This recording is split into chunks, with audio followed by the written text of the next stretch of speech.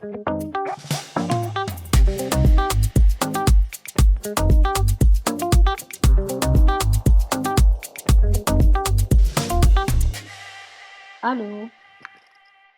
Hello, everyone, and welcome. My name is Monz Hassan. I am an Egyptian feminist and a woman human rights defender based in Cairo. And I'm the director and the founder of an Egyptian feminist organization called Nazra for Feminist Studies. I'm really honored and happy to be in this conversation today, and I'll be your host for this conversation for Africa in Motion as an annual African Film Festival taking place in Scotland, consisting of film screening and complementary events. And now, in its 15th year, AIM has established its as a major annual event with the Scottish culture calendar, while also maintaining an international profile as one of the leading African film platforms. We are pleased today to screen the film As I Want, which is a portrait of feminist activism in Egypt after 2011. And I'm so delighted, happy, and honored to welcome our guest, Samaher Alqadi, the director of the film. And Samaher is a Palestinian filmmaker and screenwriter born as one of 9 children and grew up uh, uh, in uh, in a refugee camp near Ramallah in the occupied West Bank. She first worked for the Palestinian Ministry of Culture before being accepted into the Egyptian Higher Institute of Camera of Cinema in Egypt, an emerging voice in the Arabic documentary. Her films focus on the evolving of the status of women and artists in the Middle East. As and also her film As I Want is her first film featured length documentary. Welcome, Samaher, and thank you so much for joining us and accepting me to discuss with you your amazing film, which opened huge and lots of يعني history and experiences and memories for all of us who have been at this timing in Egypt. Hello. Thank you, Mazen. Thank you very much for having me, and I'm really glad to speak to you as an Egyptian. And I'm so happy that you had the chance to watch the film, since that the film is not allowed to be shown in Egypt. I'm not sure if I should say that, but I was really happy to hear that someone from there and worked in the movement of women for years that watched the film, because I'm really dying to show it in the Arab region, but in Egypt especially, it means a lot to me. Not sure when this can happen, but hopefully, as one of my colleagues said to me, you had made a film for history. Don't worry, it will be one day showing in Egypt. So I hope this day will come soon. Thank you for having me again. Oh, thank you, Samaher. And one day, I think one day all of us in Egypt will sit and discuss what we have been for years discussing. And يعني, inshallah, things will be better. يعني when I was watching your film, and as I told you, it was so emotional and remind me of many things. I just يعني have to say that it was so touchy and amazing, this linkage between the public and the private. As one of the main feminists يعني things we have been follow for years and thinking as feminists, in addition to this linkage between the personal and the political. So showing yourself while you are pregnant, and at the same time thinking and speaking all the time, showing children how you have been seeing this linkage between your private and your personal as a mother, and thinking about the future within what you have been screening in the film. Uh, I have to say, first of all, that actually I have started making this film because it touched me so much personally what happened to those girls, and especially that one of them was my best friend. And when I start thinking, and I was in so much frustration and anger, just wanted to do something. I was in a need of acting and do something against what's happening in those accidents, but also what happened to us in daily life just by walking in the street. And from that point, I think the film started personally from the beginning to me. But then after, in the middle of filming, I have lost my mom, and also became pregnant. So that put a big hole in my heart and in my core. And I thought, okay, I had a very complicated relationship with my mom, the way how she been raised and the way how she want me to be, and the way how she have thought that woman should be. And her death break my back, as they say, because we have not I didn't have the chance to actually see her before she died, or even have a conversation with her, or even sharing my thoughts and my life and who am I now after being a mother. But also being pregnant with my second child, it opened a lot of questions in my head. Well, who we are exactly as a human being, and as women especially. We are the people, we are the person as women to bring life to earth, and then how the society deal with us and act against us. For me, it was just to be able to stop normalizing what is not normal. Actually, we become used to abuse that we thought this is actually what is normal for us. So for me, the personal life inside the house, it was the place where it get affected from the society where I live in. I'm trying to raise my children in a totally different way from how the society is teaching them, you see. So it was very important for me to put the spotlight on this frustration, because we want something, the society wants something else, and then this we face with our own children and the way how we want them to be. So that was very important for me to express. This is why I put my pregnancy. This is why I use the Quran written in my belly to question those words. We all come from the womb, and the womb is the Rahma and the Rahman in the end.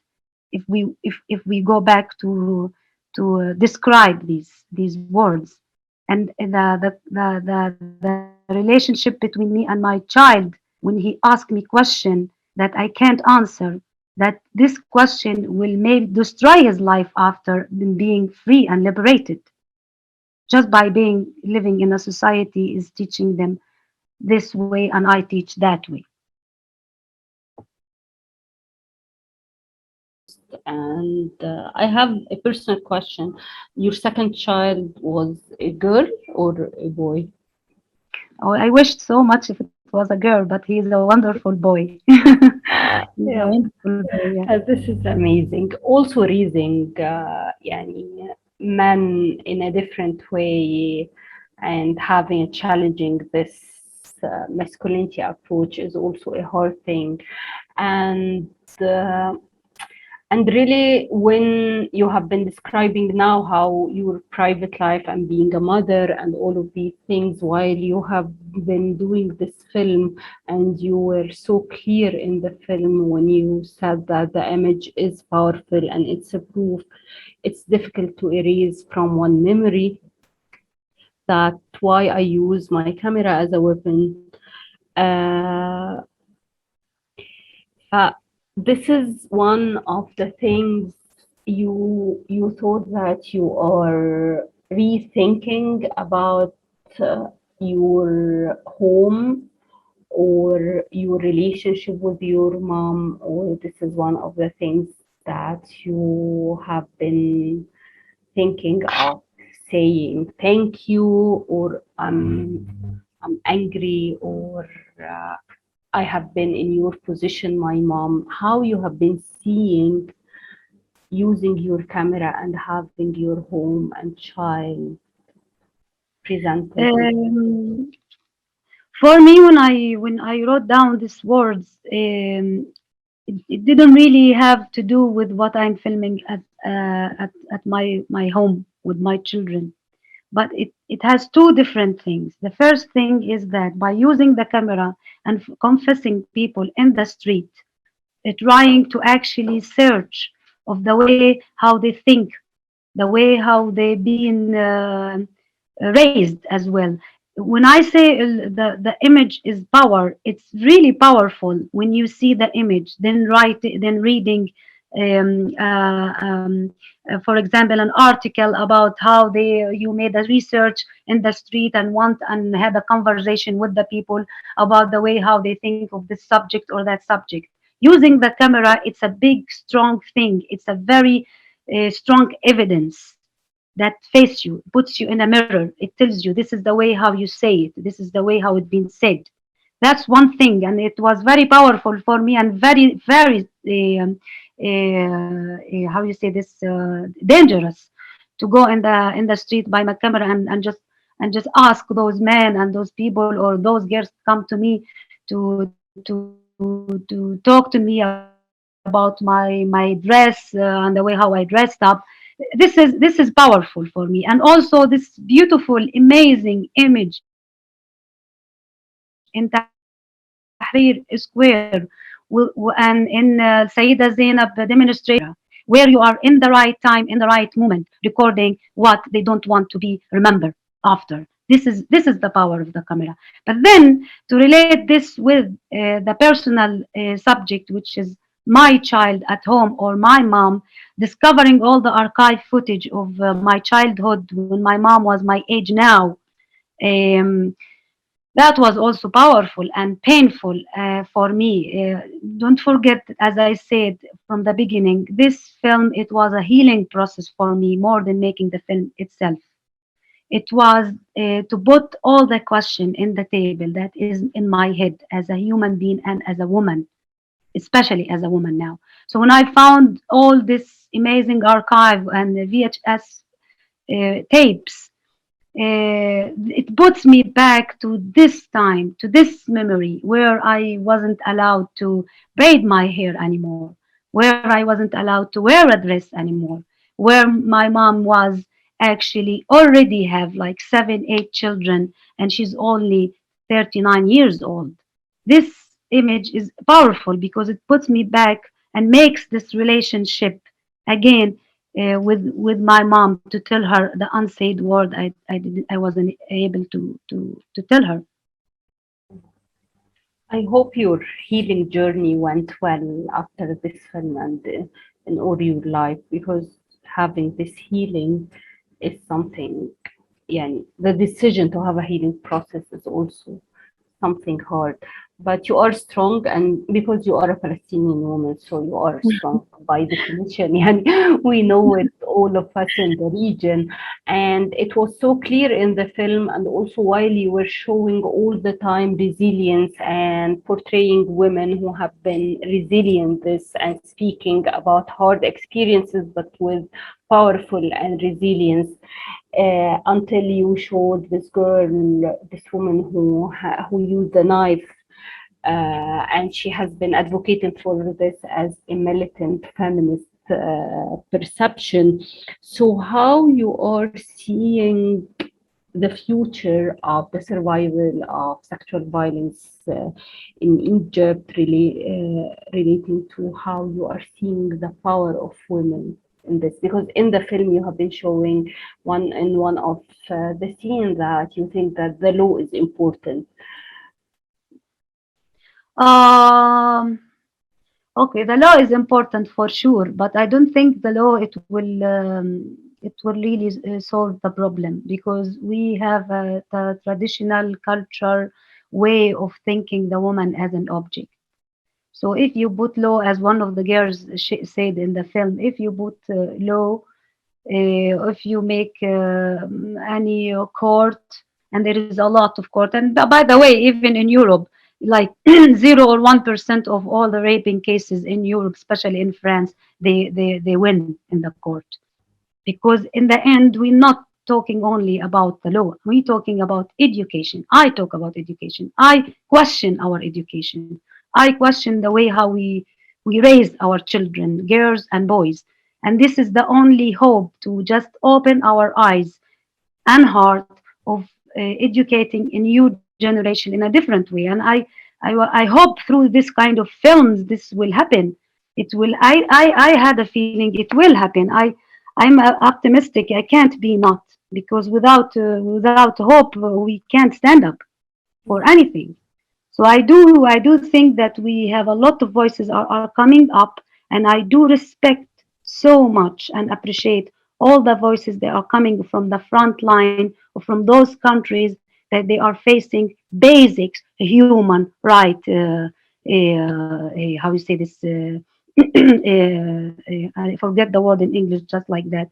Basic human rights, daily life, not only not big. We're not asking for huge things. We don't even gang the normal human rights things, not woman rights things. You see, I'm questioning where we are exactly. We are the one to bring life. They forget that the guy in the street is telling me that woman comes from the repo man, like a stupid guy. He just doesn't know what he's saying. He's saying something doesn't even fit for the brain, and this is what they teach in schools. So law doesn't really solve the problem if we don't really face the problem from down on earth. Woman, us as well, we need to change. We need to know who we are. We need to gain our strength. We need, again, I say, we need to stop normalizing what is not normal. And you were We need so to strengthen clear. ourselves by comforting ourselves of what we need as a human being before being a woman as well. Yeah, and you were so clear in the film saying that we have to be changed as women. So within this, how and yeah, it is also clear that you're seeing this as the future, that how women and survivors have to change and being together. How you are seeing this solidarity, يعني while you were showing the film, and with all these relationships, and after that in your healing process, how you are seeing solidarity locally, regionally, and internationally is something can help, or not, or even it didn't happen.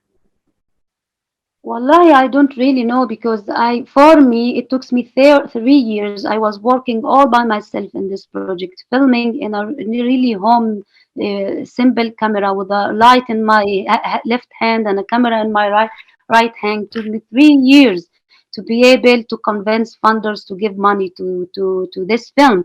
But in the end of the day, it's very important the way how we approach our ideas. Mm. For me, I wanted so much carefully to do this, to tell this story and make this film in a way that doesn't be judged as, oh, we have another feminist woman rights film, oh, we somebody again talk about woman. They make us feel that they are bored from the way how we talk about our feelings, about our rights as a human being. They judge us so much about this, that there is a lot on earth much more important than this. So it was very difficult for me to be able to put this all these layers and scenes and archives and cinematic and reenactment together to be able to actually just talk from my heart, say what I feel, what I am questioning, who am I. So it took me so much time to approach that, because I didn't want to be put in another category of, oh, we have another film about woman and woman fighting and blah blah blah. It's not easy to gain solidarity, but it will happen if we exactly choose the way to approach our issues. It's important to speak from the heart. It's important to speak of what happened to us, and this is why this film is very personal. What I said, the lines that I said in the personal life in Palestine and what happened to me when I was a child, it took me 20 years to be able even to speak to myself in the mirror about that. And Wow. I'm so proud of this because this is the way how we can approach. We've been hurt. Yeah, We've been can not be. living our life as normal human being before being woman. So it's not easy to gang solidarity, but again, I think there is a lot of voices are coming out of from the deep of their hearts, and this is what will make the change, I hope. But we are all proud of you and your journey. طيب, as a woman, mother, a survivor who took this decision to heal, and it seems that you survived out of it in a most amazing and powerful version of you. What do you advise younger women who are survivors? So I do think, yani, based on what you have been speaking about, that all of us are survivors in a way. What's your advice for younger women? For me, put my hand parallel to their hand, and I really support those girls. But in the end, I would love to say that please do not doubt yourself. Believe in your strength and the power as a human being, and especially as woman. Break your silence if you can. Where are much strong where you be much stronger when you are more surprising yourself. Surprise yourself before anybody else by gaining your freedom and being who you are and what you want to be. Yani create your liberation from your core using the best tool that comforts you. Your camera, your pen, your painting, your song. You have to believe in your strength. I think without believing in your strength, you can't move on. And I know it's not easy, but you will find the comfort way or the comfort tool to do this. And I say it again, and I made this film from my heart, and I hope that it will touch a lot of hearts and give them the power to resist as it did to me. It did. Yani, as a person who just saw it, no, it did well, and it was so clear that it came from your heart. So, yani, my final yani question: how you are seeing the future of our resilience in our region and in Egypt towards combating sexual violence and other ways of violence? I think for the moment, Muznan, you know that it's a little bit dark. It's a little bit dark, but that doesn't mean that there is not much movement are happening. And this is why I said before, and I say again, I really have a big respect for those movement that happening in the front line in countries like that. I think they are there. They are preparing themselves, perhaps, and I hope and I wish to to explode again the way how we saw in the film and in Tahrir Square. I mean, the power of the people and especially of women. I think it can move mountains. I think, and it will, but it takes time. It's not that easy. It's gonna take time. Things like that takes time, and it's a little bit dark and like blurry gray time we are having and living now in Egypt and in all the Arab countries, but especially in Egypt because Egypt is kind of like the mother of the Arab countries for all of us, as you know.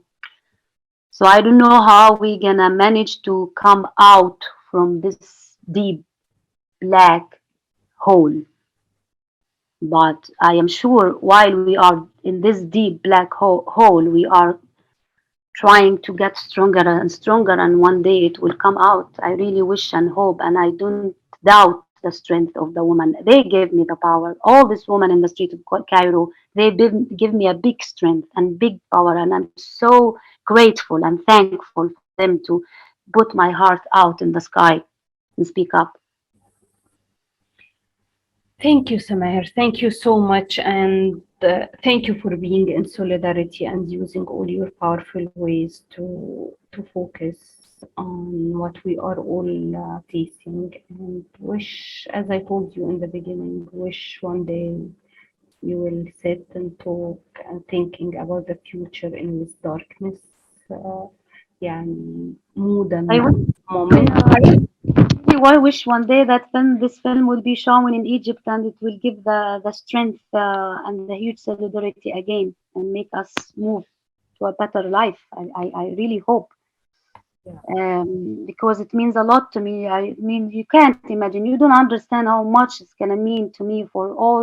None of the character except one or two saw the film. You see, for me, it's so painful, and I can't send it to them through a link. I was worried that they send it to you, and we don't have to put this in the recording. You can maybe do it after, because I'm not worried about myself. I worry about the people in the film. I don't know how they will react against them, and especially one of them. She's really anxious, and like she agreed to show it all over the world, but not in Egypt. Yes, and it's And understandable. It's really yeah, understandable. And finally, thank you, Africa Emotion, and thank you for having me doing this conversation with you.